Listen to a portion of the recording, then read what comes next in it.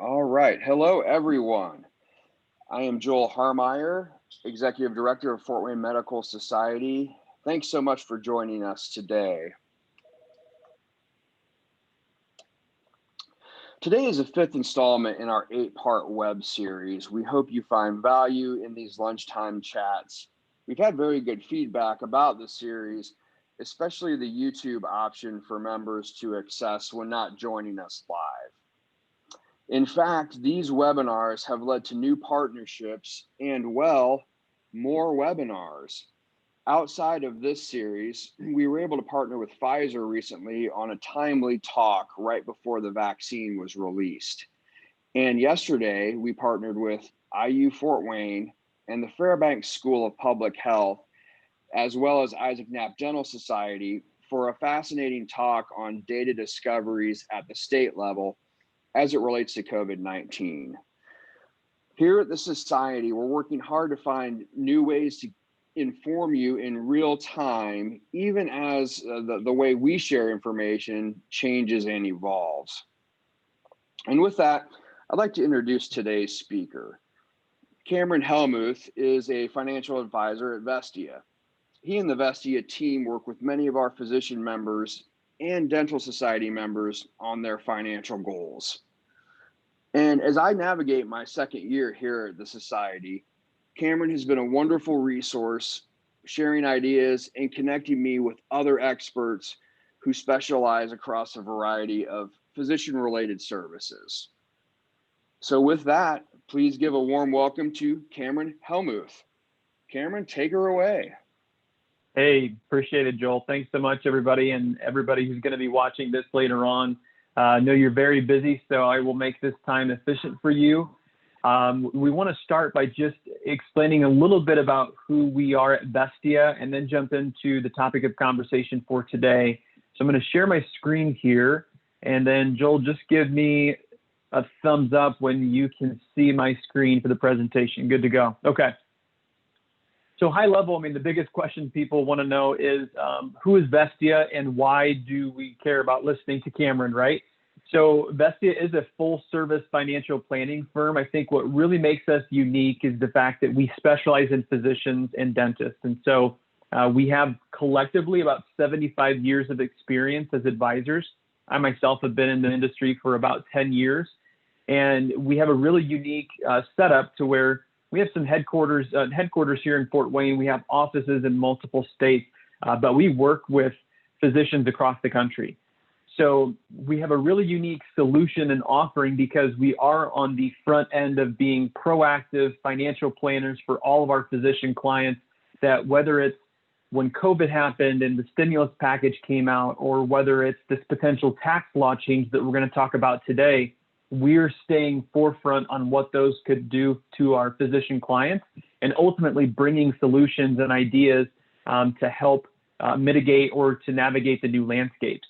And I think what really sets us apart is the fact that we focus on something we like to call wealth that matters. I think what's really different is that most advisors just tell doctors, because they're high income earners, they say, save and save and save, and one day you'll hit retirement and you'll have enough money. But what we don't really take enough time to do is understand what really is important to you and try to create a plan that is customized to what your priorities are. So we work with a lot of doctors who just have been putting money away, head down, working hard, and just never realize that they just don't know exactly where they're trying to get to. So we really do customize every single plan. We understand that two doctors may look the same on paper, but they are never the same in real life. And so we try to customize our experience to that. So that being said, today we're going to talk about some of the tax law proposals. Obviously, we're in a new administration now. We want to talk about how do these new tax changes potentially impact you as physicians. The thing that we have to remember is that the only constant is change. We understand that between administration changes, tax law changes, market changes, whatever the case would be, COVID, right? We have to be adaptable and we have to be educated, which is what my goal is here today. It's not meant to be, legal advice or tax advice, and it's not a blanket recommendation for everybody, but it's just telling you what we're talking to our physician clients about today. and it's important for us to make sure that we feel you're educated. I'm also going to keep this, and it is not political. This is simply a reflection of what President Biden's new tax proposals are and how they'll look. And so I think the thing to remember here too, and it's pretty recent development, but there's a very, very, very fine line. I mean, pretty much down the middle representation for both Democrats and Republicans right now in the Senate and the House. And so the thing to remember is all these proposals we're talking about, it is so fine line that any one person with one objection could really disrupt the entire tax proposal that President Biden has laid out. So we also know that, everything is customized to you. I really hope that your advisor is talking to you about this today. I trust that they are if you have a financial advisor. But again, you need to have somebody that's keeping you educated. So what can we do right now? And I think the highest priority for any of us is just to make sure you're educated to know how the new rules could impact you as a physician or any high income earner. And then probably the best place to start is just to take a pulse on your current financial health. Work with your team, whoever you have around you as far as financial partners. Look to see what you have in place today and how your current tax, legal, financial plans could be impacted by this new change. And then review your tax situation with those advisors and just have somebody helping you quarterback. I think overall, that's the biggest downfall or the biggest miss that we see with a lot of our new physician clients. A great example is we have a very successful surgeon I recently started working with, worked years and years and years and amassed this great wealth that he's worked so hard for. He had a great CPA, he had a great attorney, he had a great insurance person, but no one was talking together. And we came into the picture and basically looked at his situation and found out there was an insurance policy that he was paying money towards that he didn't even know. And more importantly, it was held and owned in a way that if he were to pass, his family wouldn't even get the benefit of that life insurance in the way they thought they would. So in fact, they would have lost out on about $1 million just to the government because of the way this was structured. So you have to have somebody who is on top of these things, proactive in their advice, proactive in bringing solutions. And I think ultimately a lot of our physicians had assumed, or most people assume, that will be their CPA. And while CPAs, there are some fantastic CPAs that do that, there are just as many that don't and are basically preparers. So you have to have somebody on your team that's driving things for you. We know time is the most valuable commodity that you have as a physician. So knowing that there's somebody looking out for your best interest and making proactive suggestions as things change is a value. You can't even put a value on it necessarily. So let's jump into some of the proposals that President Biden has laid out, and then we'll talk about some of the potential planning thoughts or things you need to consider.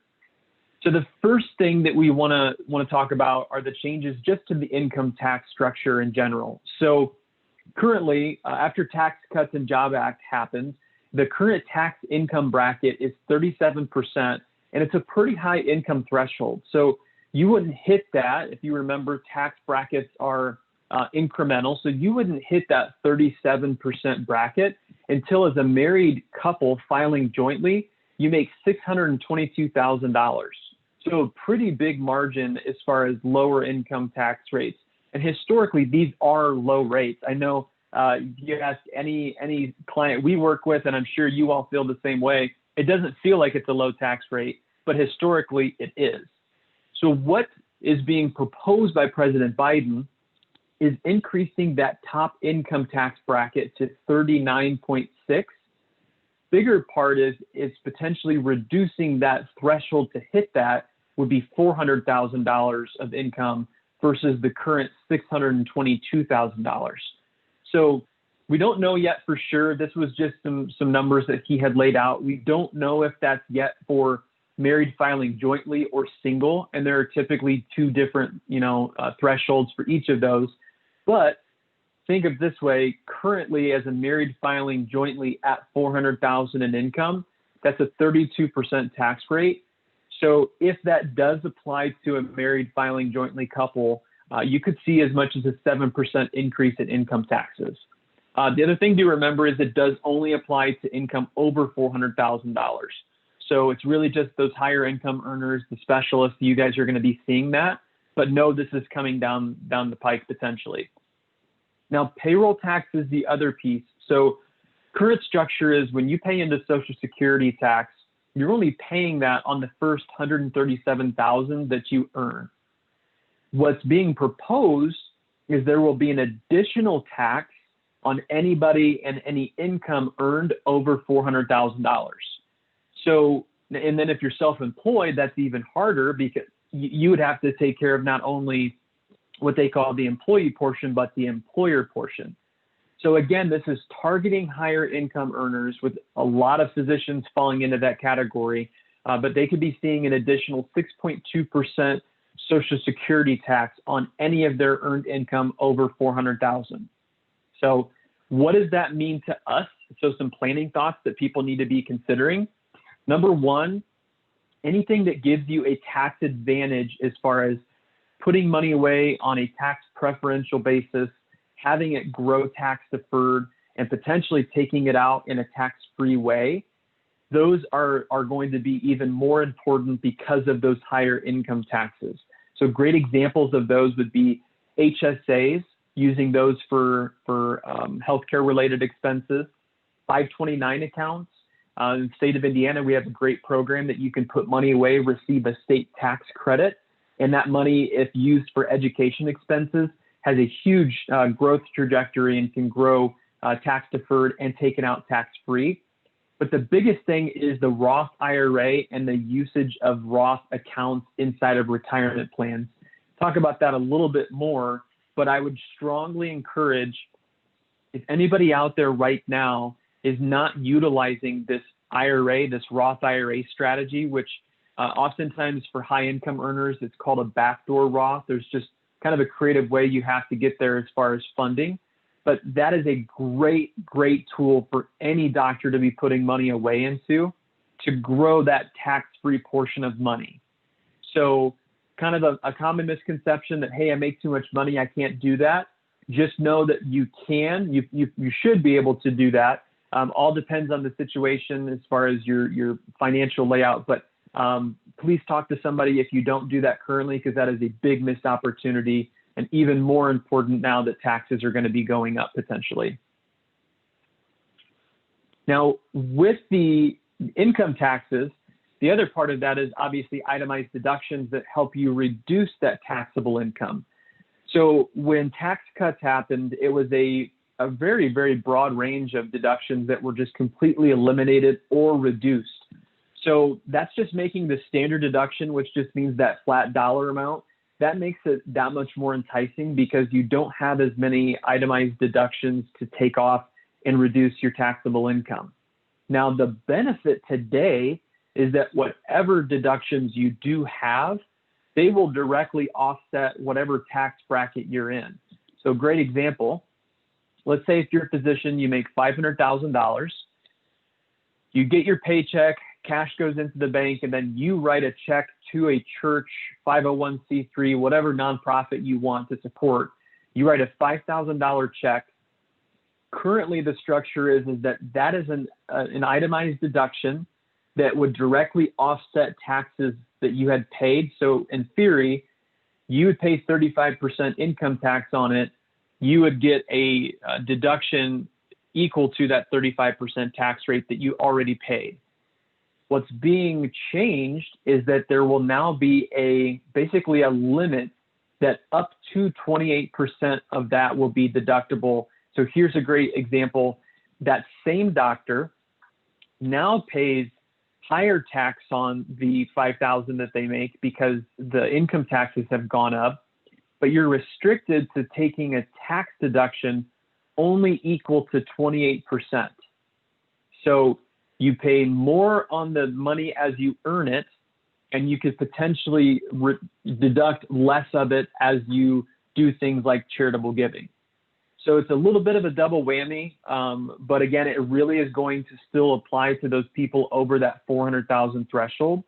but itemized deductions will continue to be pretty simple, it seems like, but there's going to be a few limitations as to what you can take off as far as a percentage of your AGI, adjusted gross income. And I apologize, Joel, I can't see the comments or questions. So if there's anything that pops up, just feel free to interrupt me and I'll address them as we go. Will do. Okay. Now this one is a big one. So this is a really, really big shift that's being proposed by President Biden. And here's how it looks.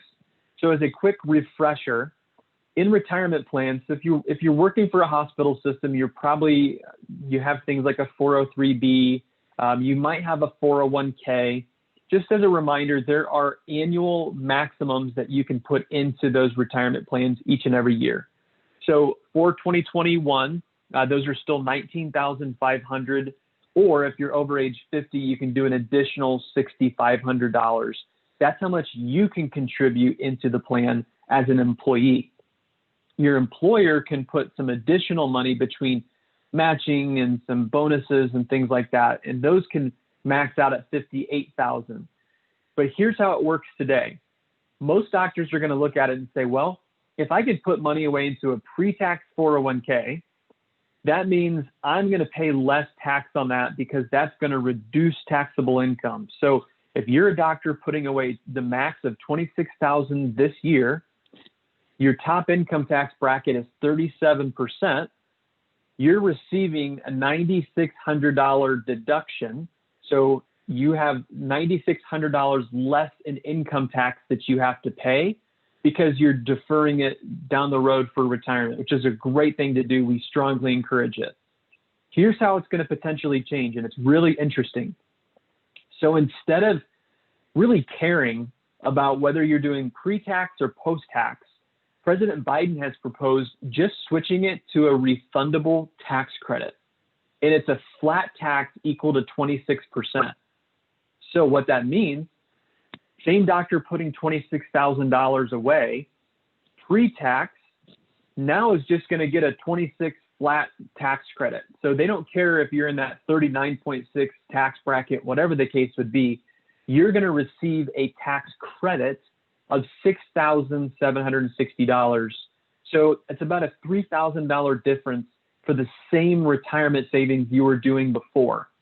Now, for some good news, there's nothing right now being proposed to have those changes to Roth accounts. So here's what we're suggesting, or a planning thought.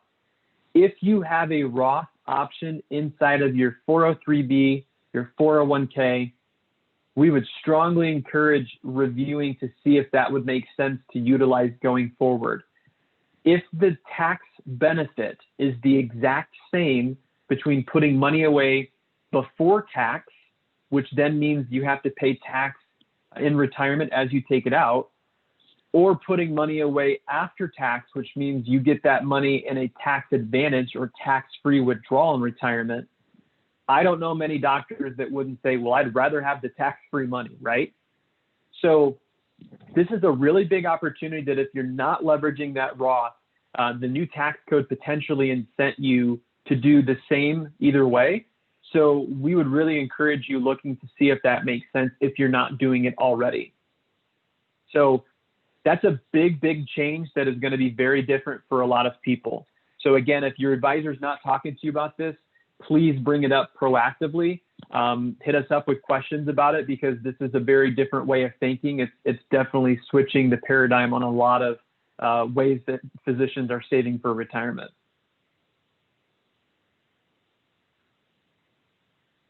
All right. Next is capital gains.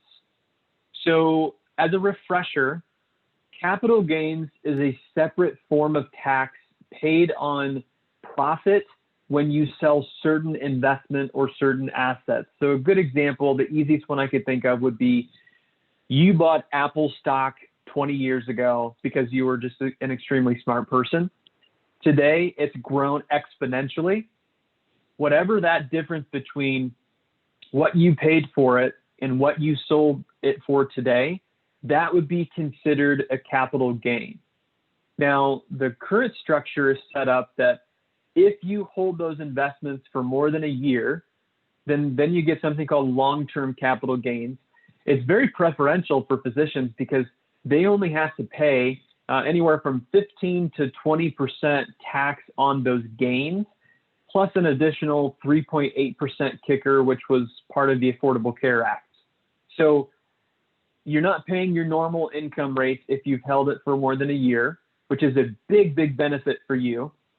And the reason that's so important is we have a lot of clients who have, Lutheran Hospital shares or private practice shares, those stocks that they bought 20 years ago. You have all these different things that could be worth more than you originally paid for them. And until this proposal, there was an incentive to basically hold off on selling those because you get a tax benefit. What is being proposed is that any physician making over $1 million per year will pay ordinary income rates of that up to 39.6 on those capital gains.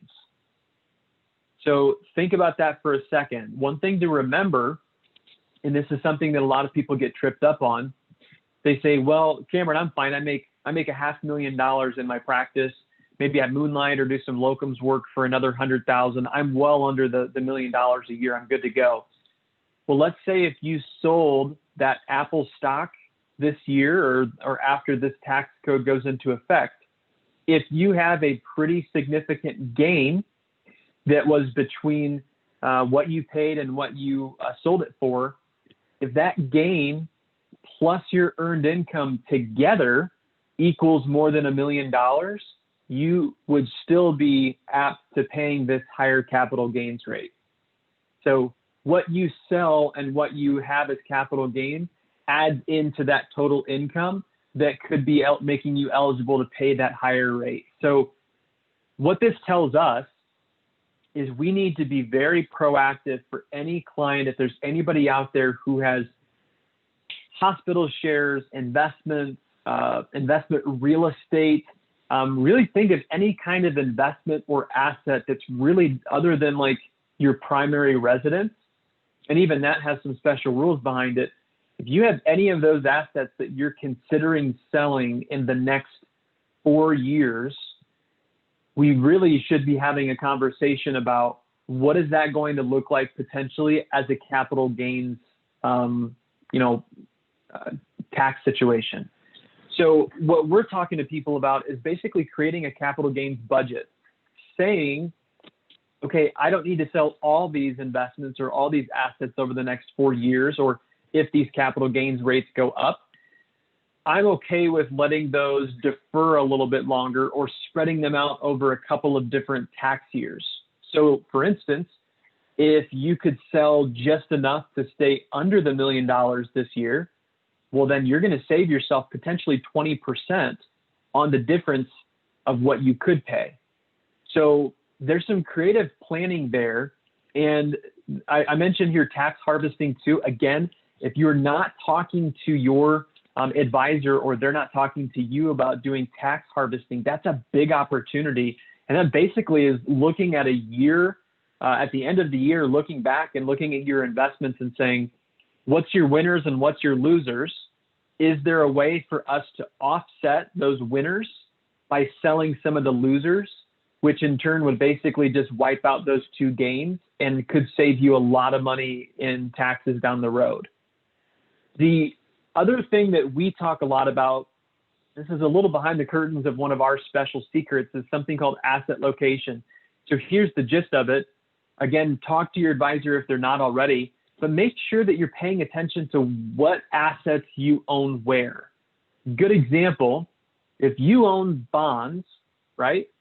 When bonds pay you interest, or even mutual funds that have bonds in them, a lot of times they're going to pay you interest that will be taxed as some kind of ordinary income. So that higher interest rate versus a stock like we talked about here is going to have some of that capital gain, the preferential treatment. So there's some benefit in some ways of owning those bonds in accounts where you wouldn't be taxed on them as you earn them. So like a retirement account. You don't have to pay taxes on it until you take money out.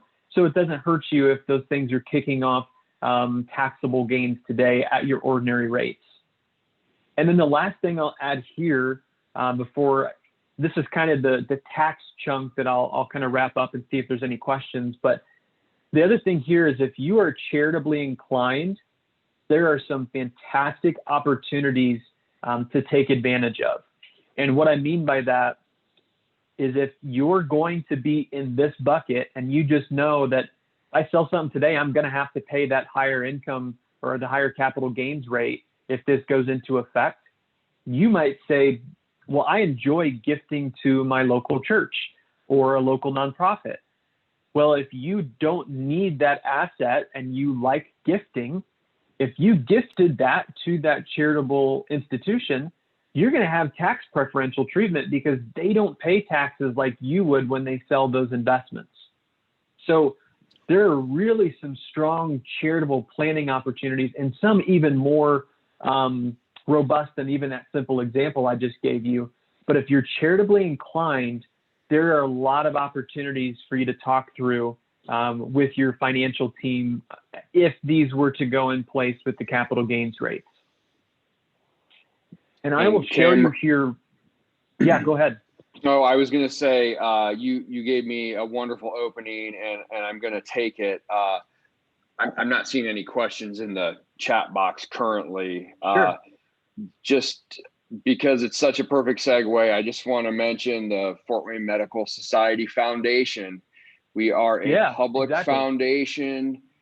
We're a 501c3, and we have just within the last calendar year made huge strides toward coming up with a member-based plan where we give the organizations based on the factors that our members want to support. And it's really got some momentum going. And for those, charitably inclined, it's a way to give money to an organization that our members, fellow physicians, decide who gets the money. So just wanted to get that plug in that's there, a great, if you will. if you will. Yep, that's a great plug for sure. And this is just an example of something that we tend to do for all of our clients. And again, if you're not getting this from your current team, feel free to hit me up. I'm happy to help you guys out with this to audit your own situation. But what this does is it gives us, we can look at, this is a software we utilize where we basically take a client's tax return, upload it into the software, and it spits out this beautiful report. And what this tells us is if we're looking for those planning opportunities or those things to look at it and say, well, how much tax could I potentially owe, right? So what kind of gains are out there that I don't think about? What did I pay last year? What deductions do I have? What's my income? So this is just an example of a report, but what this does is it does help us at a very high level talk through a client's tax situation to understand that if these new tax codes were implemented, how could you potentially be impacted? And great example, this is just Dr. Sample here, right? But for them, they have a total income of $740,000. But last year they had long-term capital gains of $55,000. Okay, so they're under the threshold, so we know that's going to be okay. But we need to understand if there's some of these losses, anything that they could be carrying forward to help with future years. But the big thing here too is like deductions. So for Dr. Sample, we want to look at it and say, okay, these are the current itemized deductions that you're taking. Here's the current tax benefit that you receive by doing that. And oh, by the way, if these are reduced to that flat 28% that we were talking about, then your total tax could be X amount, which just means that you're going to be paying more in taxes.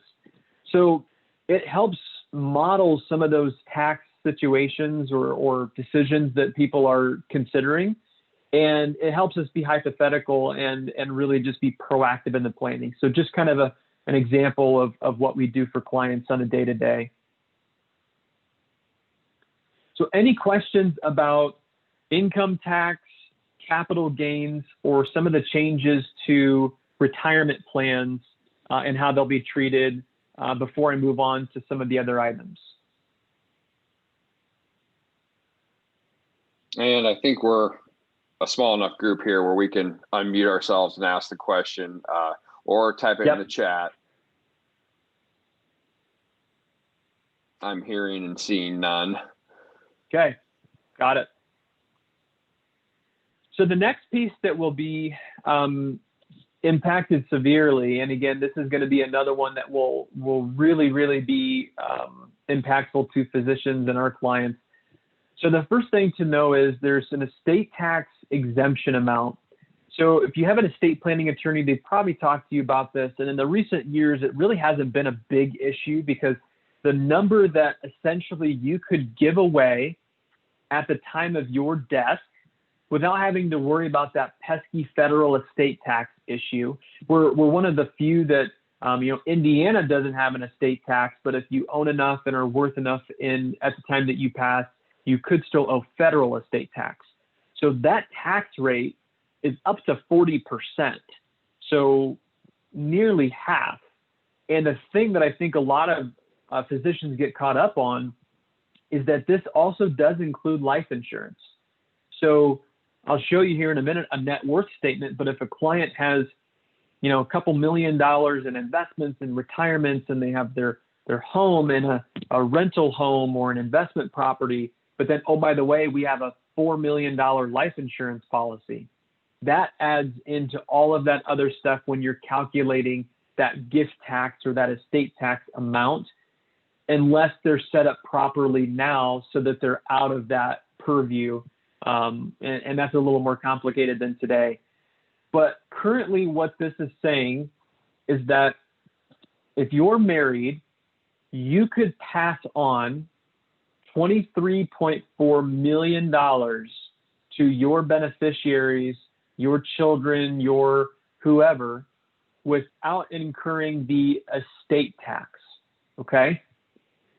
More than likely what will happen, and there's a pretty good likelihood that this will happen, is that limit will likely be cut in about half. And this was pretty high for a long time. So really we're kind of going back to, pre-Tax Cuts and Job Acts and back in the last 10, 15 years where these limits were significantly lower. Now it's still a big amount. It's still $12 million that could be passed on as a married couple. But you have to remember that with the life insurance, all the other investment assets that you own, if you're a physician that's been working hard for years and saving and putting money away, this is definitely a limit that could be hit. And while we're not encouraging you to go out and just completely revamp your estate planning every 4 years when a new president comes in, you just need to understand that how this could impact you, and more importantly, how it could impact your beneficiaries if they receive the money. Now, in my eyes, the biggest concern or the biggest change that could be passed, and this has been proposed, but I will tell you right now, this will be very, very hard to do, is that there's currently a law that states, and taxes allow you, that if you, let's go back to that Apple stock we talked about earlier, you bought Apple stock for $200,000 and it's worth $1 million today. If you pass and you leave that Apple stock to your children, they would get what's called a step up in basis. So instead of them having that same $200,000 cost that you paid at your death, they actually would jump up to that $1 million mark. And this has been a huge, huge estate planning tool for so many years, because highly appreciated assets are able to be left to those beneficiaries, and they have a really great opportunity to take the money, then they can sell it. They have to realize very little, if any, in taxes, and they can redeploy it somewhere else. President Biden has proposed eliminating that step up on assets at death. But again, don't freak anybody out, because it will be very, very, very hard to do.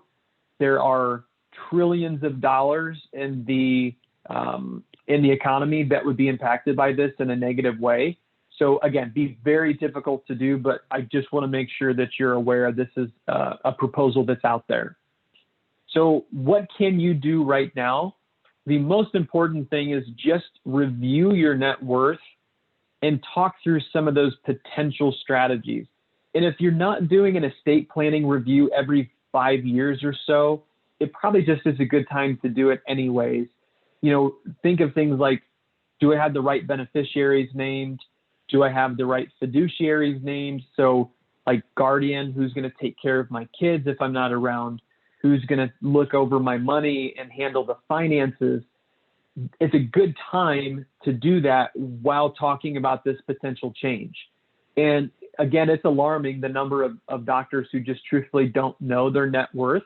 But rightfully so. I mean, you guys are all very, very hardworking, head down. You're pushing through. You're building that net worth. You're putting money away. It's shocking to a lot of people when they look at it on a piece of paper to say, wow, I've amassed that much wealth. I don't feel like I'm a millionaire maybe, but on paper you are. And unfortunately, that's what the federal government cares about when it comes to estate tax. So here's an example of a net worth statement. And again, if you're not receiving something like this on, an annual basis at least, we would strongly encourage you to take the time out to do that and understand how all of these different investments and other assets and life insurance could be impacted by some of these changes. And more importantly, if you have intentions of leaving money, especially significant money, to children or to grandchildren or whatever the case is, talk to your team about it today, about some of those more advanced strategies, because it could be even more impactful if some of these new laws are passed when it comes to estate taxes. So any questions there about estate planning?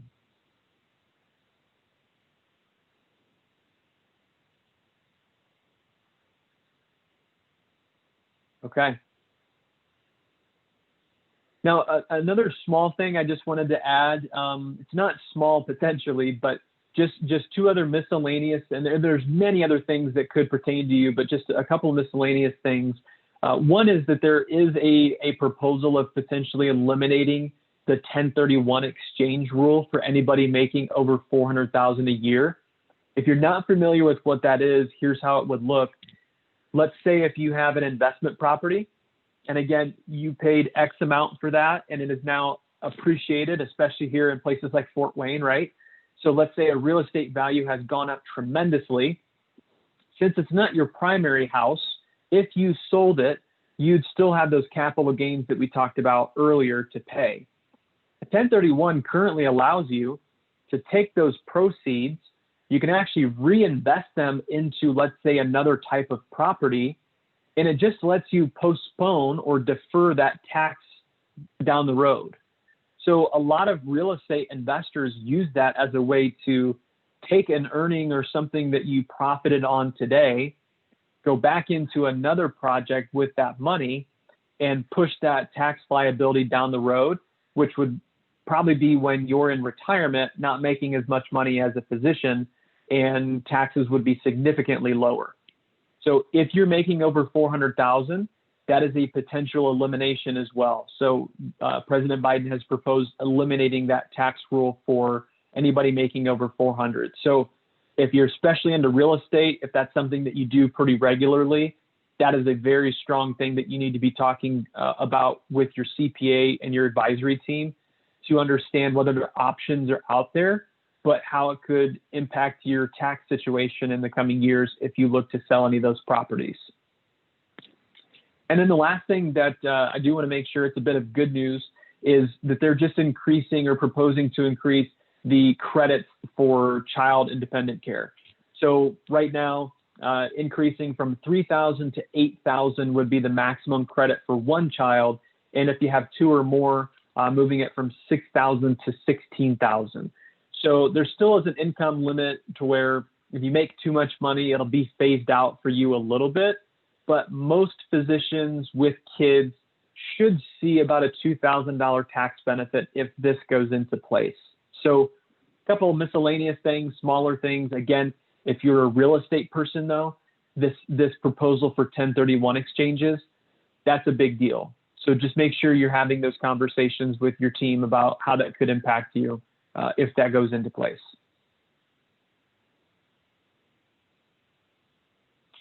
So here's the one thing. We're very firm believers of just controlling what you can control, right? We can control proactive planning. We can't control what taxes are going to do or the stock market is going to do, but just control what you can control. Here's the bright side. Really, the stock market doesn't care.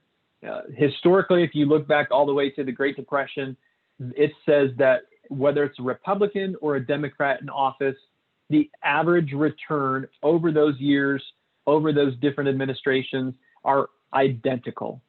So if you're concerned about, again, everyone has their own political, preferences, and we're not talking about that today. But point being, there are very many good things going on in the economy today.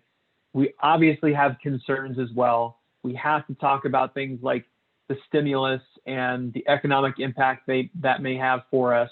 But just understand that over the long term, which is how you should be measuring things like stock market performance, it's saying that over the long term, Republican or Democrat, it doesn't matter. Returns are identical.